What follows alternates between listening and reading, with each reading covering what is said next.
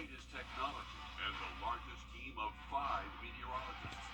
News 12 First Alert Weather on your side.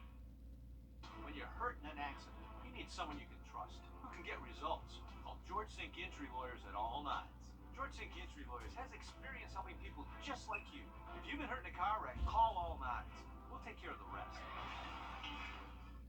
Closed captioning for News 12 is brought to you by Kenneth Nugent. From the station that's on your side, this is News 12 First at 5. A plane catches fire at the Miami airport after the landing gear collapses. It also had millions of dollars heading to South Carolina to fight the opioid crisis. So how do they plan to spend that money? But exhaustion after battling a fire that displaced 5 people. The fire department telling us it happened at about 1:30 or so on Summer Chase Place. This is off Wrightsboro Road. It's a gated community in a home area there. They say they worked quickly to contain the fire and make sure that everyone got out safely. You can see the damage there as we show you this picture from the Augusta firefighters. We're learning 5 people will have to find somewhere else to live because of the extensive damage in that home. The Red Cross being called in to help them. We do know at least 1 firefighter was taken to a hospital to be evaluated. Not sure what the extent of that is, but could be heat on a day like today with all that gear. It is. Just a few minutes ago, I heard from my source on the scene, heat exhaustion is what they are looking at for multiple firefighters, and the one who went to the hospital, our thoughts are with him, but it is a hot day out there today. Let's take a look at the medical district out there. Clear skies, and that probably only made things worse when it comes to the heat. I mean, we have some alerts out there too, just because of how hot it is. Let's send it over now to First Alert meteorologist Anthony Carpino. And Anthony, a hot day to be in all that firefighter gear. Yeah, absolutely, especially if you're in some of our western counties. That's where we do have that heat advisory in effect. Now, for the Atlanta office, what those counties are covered in, the heat index is for up to about 105, but for us here in Augusta, we're under the Columbia office, so we need to see heat index values close to 110 before they put any kind of advisories out. But either way you slice it, it's still on the warmer side today. It's nice and clear throughout the Augusta area. Temperature-wise, we're sitting at about 97 degrees, but fortunately the dew points aren't as high. We're seeing dew points into the upper 50s, so it actually feels like 96 versus the actual temperature of 97. But in and around the Augusta area, we do have temperatures in the low 100s. It's 102 out there in Evans, 102 as well in Thompson, and the heat index has actually helped in a couple spots. Thompson feeling more like 98 than 102, and 96 is what it feels like as you're heading out the door in Augusta. Now, throughout the rest of this evening, if you do have any outdoor plans, you should be in relatively good shape. They are temperatures cooling into the mid and lower 90s once we get past about 6 o'clock with mostly sunny skies. So any outdoor plans for tonight, you should be in great shape there. And as we go through tomorrow morning, we are going to start things off into the upper 60s, low 70s, but another hot day in store for our Thursday. We'll talk more about that and the rain chances coming up in about 10 minutes. More than $260 million heading to South Carolina in the next 18 years to fight the state's opioid crisis. It is all part of the huge $26 billion lawsuit settlement announced earlier this year between state and local governments and drug distributors and manufacturers. Our state house reporter Mary Green has the details on how exactly this money will be spent. This report just released today outlines the approved uses for how those hundreds of millions of dollars can be spent to fight the opioid epidemic here in South Carolina. With lives at stake in this drug crisis, we really cannot afford to squander the settlement funds. The approved uses focus on both prevention and treatment. A new 9-member board with representatives from different regions of South Carolina will be responsible for approving and distributing the money. Every county in the state and more than 40 cities and towns are guaranteed money, with amounts based on what the state attorney general calls opioid harm metrics. Other groups like nonprofits and hospitals can apply for funding as well. More than 90% of South Carolina's money must be put toward addressing the opioid crisis. It is my hope that we'll be able to start putting this money to use in just a few months. DHEC says it's already putting the findings from this new report into action. Its director says over the next few months, fentanyl test strips will be available to the public for free at health departments, and people will also be able to obtain Narcan and training on how to use it. Reporting from the State House, I'm Mary Green. The $26 billion is just one component of that major opioid settlement between governments and drug manufacturers and distributors. Among other agreements, the 3 distributors distributors must now report suspicious opioid orders, while the manufacturer, Johnson & Johnson, can no longer sell opioids, period. Also today, at least 3 people injured after this plane makes an emergency landing in Miami. Federal investigators are at the Miami airport today checking out this damage. That plane caught fire after its front landing gear collapsed around 5:30 yesterday. Dozens of first responders rushing to that scene, putting out the flames with foam. You can see them there on the scene. More than 120 people on board, evacuated. 3 of them ended up going to a hospital. We were walking like side to side, and all the windows like break. One part of the window, like the window couldn't enter to the airplane, but everything fine, and the people started running and running and running. During the landing, they say the plane actually crashed through some structures there near the airfield before coming to a stop in that grassy area right there. Senators strike a bipartisan deal on a new gun control measure, meaning that legislation could become law within the week. That bill looks to create enhanced background checks, funding for school safety and mental health, and grants for red flag laws. Once the Senate passes the bill, it goes to the House, where Speaker Nancy Pelosi has promised a swift passage in order to send it to President Joe Biden to sign it into law. Last night, the process to quickly pass gun safety legislation formally began here on the floor after 64 senators agreed to get on the bill. This time is different. This time, the Democrats came our way and agreed to advance some common sense solutions. This was just a procedural vote, but it's on track to become law. State leaders in Florida held a community conversation about the future of Icon Park after a teenager died falling off one of the rides earlier this spring. 14-year-old Tyree Sampson fell off the famous free fall ride. The state investigators found the operator of the ride made manual adjustments, making that ride unsafe. We're not putting a timeline on this. We're not, because we want to make sure we get to the bottom and get to the answers. And if it takes longer because we're doing a deep dive, then it's going to take longer. But we are not going to rush this. His autopsy report was released last week, saying the boy was almost 100 pounds over the weight limit of the ride. A state investigator found, again, the operator made some of those manual adjustments, which made the ride unsafe for him. Back in April, his parents sued several companies, including the ride operator and the manufacturer. Former Low Country lawyer Alec Murdaugh was originally scheduled to have a hearing before the South Carolina Supreme Court, but he waived that right. Court documents say he's not challenging the court's decision to disbar him, preventing him from practicing law in the future.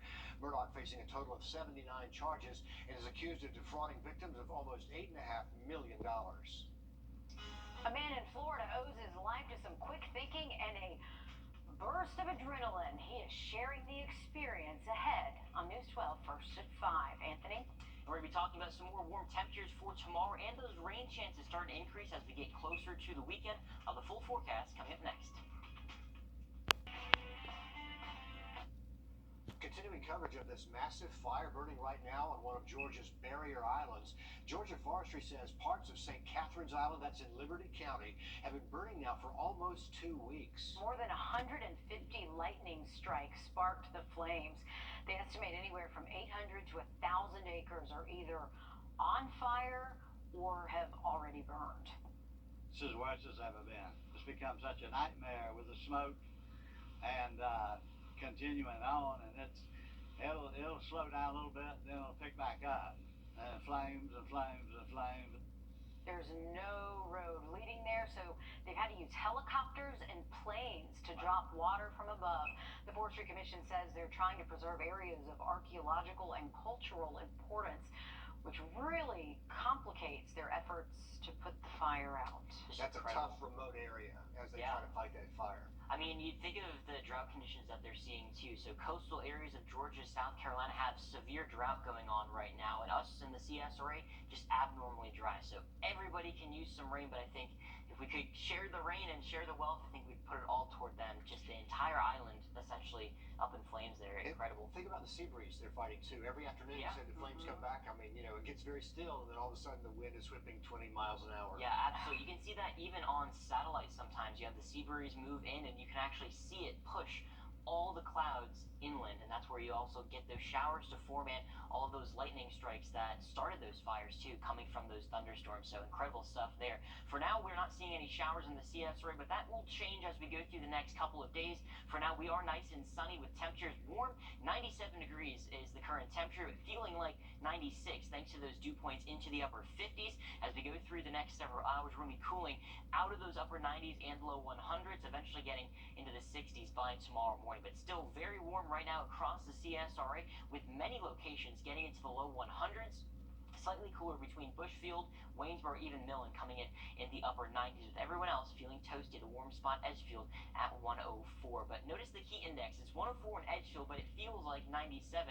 And we do have those heat index values closer to 102 in places like the Lake as well as in Evans. Now we have that heat advisory in effect for some of our western counties. Just the threshold is a little bit lower for those western counties under the Atlanta office. You need heat index values closer to 105, which when you have temperatures in the low 100s, it's pretty easy to get there. So they do have that advisory in place regardless around the CSRA. If you're not good with the heat, maybe stay inside for the rest of the afternoon before we cool off later on this evening. The reason for all that sunshine and those drier dew points is actually that northern breeze that is still in effect. Now this is going to change over the next couple of days, and we're going to start to work in just a little bit more moisture. So feeling a little bit more sticky as we go through the day on Friday. That actually will drop a little bit more by Sunday, but still staying a little bit sticky as we head into next week, as the humidity is expected to go up just a little bit more. But again, nothing like what we saw last week when we had heat index values closer to 110 and heat advisories for all of us. The rest of this evening, any grilling plans, we're going to be in the lower 90s and upper 80s by about 8 o'clock this evening, and then sticking to those 70s once we get around midnight or so, with temperatures by tomorrow morning sticking to the low 70s as well as the upper 60s. About 68, 69 degrees at Bushfield, a little bit warmer inside of Bobby Jones. We'll see partly cloudy to mostly sunny skies as we go through the morning. About 87 degrees by 10 a.m. and we're going to continue to warm things up through the afternoon with highs closer to about 99 degrees. Storms are going to be late at pretty much after dinner time, and a more scattered chance for storms both on Friday as well as through the day on Saturday. With those scattered storm risks, our temperatures are going to be slightly cooler. If you stay drier, likely seeing temperatures just a little bit warmer than that. As we head into the weekend, we are going to watch the potential for a few more scattered showers on Saturday. That actually drops on Sunday, so Sunday looks to be the better of the 2 days, and we're going to watch that potential for a few of those isolated showers on tomorrow night as well. You can see a quick burst of showers there, and then we'll watch another potential for showers as we go through the day on Friday. Over the next 7 days, another cold front will move in by the time we get through this time next week, which means cooler temperatures, 80s, both Tuesday and Wednesday. Anthony, thanks. A regular game of catch turns into a real nightmare for this guy in Florida when an alligator from that pond right there attacked him. He says he went to pick up a ball when he saw the gator's eyes. Oh my goodness. The animal lunged and clamped down on his hand, dislocating his elbow and pulling him into the water, which you know is not a good thing. He says, though, he acted quickly on adrenaline. Just knew that I had 1 second, and I socked him as hard as I could so that he would release my hand. It's painful, but I'm able to move my hand. He is lucky to be alive. Florida Fish and Wildlife says encounters like this are not normal. They suspect the alligator might have been fed, but boy, he reacted quickly. Once you see the gator's eyes, you are way too close. And once you get into the water, it's over. Yeah. So, yeah, good thing that he punched him. A veteran torn apart by the loss of his support animal. He says the dog should still be alive. That's ahead. First at 5. The Liable. A Georgia veteran claims his dog was euthanized at the animal shelter while he was on vacation. I can't with this story. The dog, not just a pet, also a support animal for the vet who lives with PTSD. Earlier this month, Rocco ran off from the family's Henry County home the day before they were leaving for vacation. Washington says he got a notification when the family landed, saying that Rocco was at the Henry County Animal Shelter. A Washington staff member told him that Rocco could stay there for $5 a day until he got back. But when he went to pick Rocco up last Wednesday, he learned the shelter had euthanized him. That was my friend, and it's been really hard, man. Like real hard. So I don't want to get choked up, but something needs to be done. Killing these dogs like that, man, it's not cool. It's not cool at all. Oh, I understand his pain. In an email, a spokesperson from the shelter confirms someone turned Rocco into the shelter. The spokesperson says they made multiple attempts to contact Washington, but he says that is not the case. Henry County has an ordinance saying if an animal is not reclaimed by its owner in 4 days, it is relinquished to animal control. Sad story there. An LA jury finds Bill Cosby liable in a decades-old sexual battery case. Judy Huth filed this civil case against the comedian back in 2014. She says Cosby sexually assaulted her at the Playboy Mansion when she was 16 years old back in 1975. So the jury ordering Cosby to pay Huth $500,000 in damages. She says the fact that jurors believed her means even more than the money. Been torture. It has. Just to be ripped apart, thrown under the bus, backed over, and this to me is such a big victory. It really is. To all victims. It's also the first civil case by a Cosby accuser to actually make it to trial. The family of a man killed by police reaches a settlement with Brooklyn Center, Minnesota. Police officer Kim Potter pulled over Dante Wright during a traffic stop in April last year. She mistakenly drew her gun instead of her taser, she says, shooting and killing him. Now, Brooklyn Center agrees to pay the Wright family $3.25 million. The city has also agreed to change its policies and training related to traffic stops. Potter was convicted of manslaughter for fatally shooting Wright. She was sentenced to 2 years in prison. People looking for a new car or a new doctor turn to online reviews to guide them, but what you're reading there can be misleading. Our national investigative team found a lot of companies illegally soliciting those fake reviews online. Here's Rachel DePompa with 5-star fakes. 5-star reviews, positive write-ups, pictures of a product in a home. We all want to know if that service or product we might buy is really worth it. The Federal Trade Commission forbids the use of fake testimonials and has the power to stop and penalize parties using unfair or deceptive practices that affect commerce. We found countless posts on social media trading reviews online. This one saying, let's exchange Google reviews. No paid, no seller, only exchange. Others are asking for money. A person writing, need reviews for my Amazon products, later asking how much for 50 reviews. How serious a problem is this? The scope of the problem is massive. Kay Dean, a former fraud investigator for the federal government, never thought she'd be deceived by online reviews. 5 years ago, I used online reviews to find a doctor, and I ended up having a bad experience. Now she runs her own website and YouTube channel. You will be shocked at what is going on. It's called Fake Review Watch, where Dean exposes reviews like this. We'll pay $15 for each review that sticks. This is for a plastic surgeon. I've seen surgeons, psychiatrists, wedding DJs, lactation consultants, piano teachers. Facebook explained its policies to us in an email, but did not want to be quoted. Facebook acknowledged there's a problem here, and it has a lot more work to do. The company told us computer algorithms will flag these fake review groups, and then humans will investigate. It's those humans who ultimately decide if the group is pulled or the content is removed. We easily found several examples of public groups trading, buying, and selling reviews. We asked Facebook how these groups were allowed to operate under its guidelines. After investigating, the company deleted the groups. In a statement, Amazon told us it suspends, bans, and takes legal action against those who violate its policies. Rich Cleland is the assistant director of the FTC's Division of Advertising Practices. He calls the problem serious and says consumers should be skeptical. Not every review that they see on a website is going to be legitimate, and they shouldn't rely on just one source of information about a product. In May, the FTC announced it was tightening its guidelines to crack down on fake reviews and other forms of misleading marketing, including manipulating reviews by suppressing bad ones. If you find a fake review, report it to the FTC and the platform you are using. Amazon encourages you to use the report of use link on its site.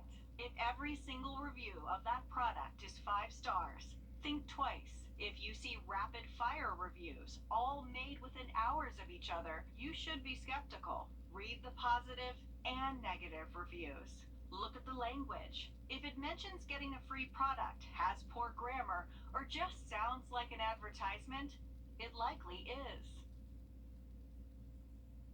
And to find out more about the 5-star fakes, read that full statement from Amazon, Yelp, and TripAdvisor on our website, wrdw.com. And be careful out there, Anthony. Which, as we get through the next couple of days, our temperature is going to be slightly cooler, but our rain chances will be increasing as we get closer to Friday and Saturday. One more check at the forecast when we come back. When you've been hurt, lines now. That's $999.99.99. Just into our newsroom, we're learning Augusta Transit is having some disruptions with bus routes.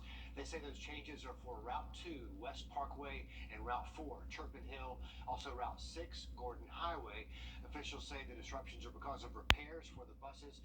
They say you should anticipate a longer wait and wait times and missed connections there. So they say they're working quickly to get things back to normal, but beware if you depend on the buses for getting around town. It's going to be a hot one as we go through the rest of this evening. Still mid-90s by about 7 o'clock, then dipping to the low 80s as we get closer to portions of tomorrow this evening. Lows by tomorrow morning into the upper 60s and the low 70s. As we go through the next couple of days, those rain chances are going to be going up closer to 94 as we go through Friday and even into the lower 90s both Saturday and Sunday. More rain chances next week, which means cooler temperatures right around 88 degrees. COVID-19 vaccines